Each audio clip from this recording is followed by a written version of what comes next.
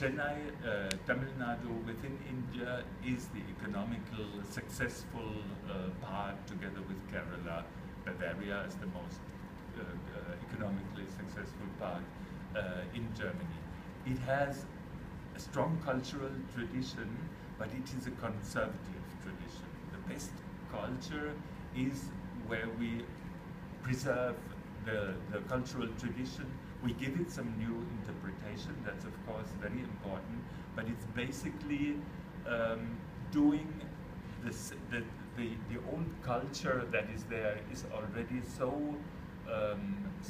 has such a lot of reputation and meaning all over the centuries and maybe even more, that the best way is somehow to preserve it and to put a little bit to it. Contemporary music, contemporary art, that is already quite present in Bombay, in Delhi, in Bangalore, in other places, comes only very slow to Chennai. Although the urbanization, I mean the urban process of the city is very fast. People speak already of 9 or 10 million inhabitants if you take big Chennai, and there is construction everywhere, metro going, etc. And of course such a big globalized town produces its new needs, and definitely contemporary art and that kind of acting and the dialogue about that is something very important, but it comes slow, very slow. Within music, we see that contemporary music first of all, there is no space in Chennai where you play contemporary music. Some might think this is slightly exaggerated. I mean, there is no public space that is known for doing that kind of music. You have the big December festival with the Carnatic music. You have here and there some kind of contemporary music, fusion music. It happens in clubs, in hotels, or in some small spaces. But basically there is no place for that kind of music. So one decision we made, we said we have this room here and we have the idea. So regularly, if possible, once a month, we meet, we invite people, we have a concert or lecture concert where we do some, I don't know, some don't like the expression fusion, but where we do something that is newer to this town than other things, to put it that way. And that has been received very well. So that's the thread, let's say, from our institution here.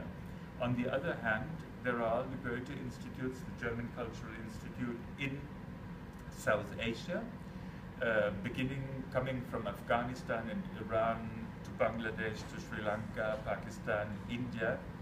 Nepal doesn't have a proper Goethe-Institute, but it has a Goethe Center, something similar in Kathmandu.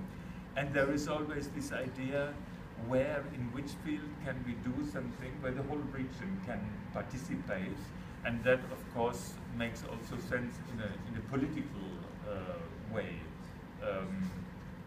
We think, probably you think, that art and culture and international cultural cooperation is a highly political thing, although we speak only about music, or we make music.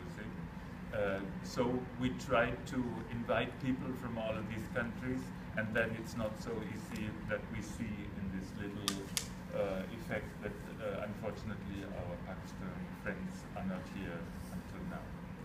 Then there was a driving force, I mean that was the institutional idea. Then Sebastian came in. We know each other for a little bit longer time, and I've listened to his music in so different formation for quite a long time, but then he was also here with a group, a mixed group of 3 Germans and 3 Indians touring in India. And I talked to him about this project, and finally we thought he's the right person to direct this first workshop.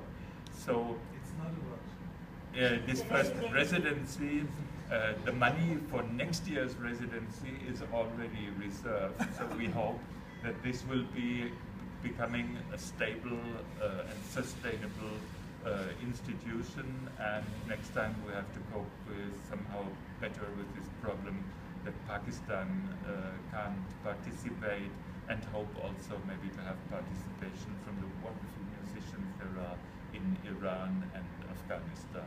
Oh, In yes. this country. That would be really great and mind-blowing. Spoken too much. Thanks to you all for being. We have a duo and a trio. I'll pick a duo. Pick a duo. Muthu and Manish.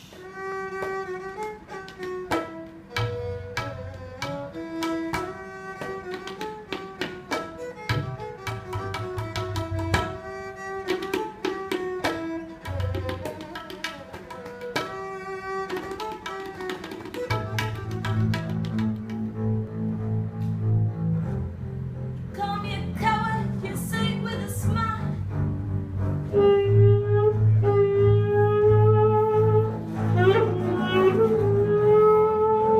Babe, I'm a coward, but only my own way.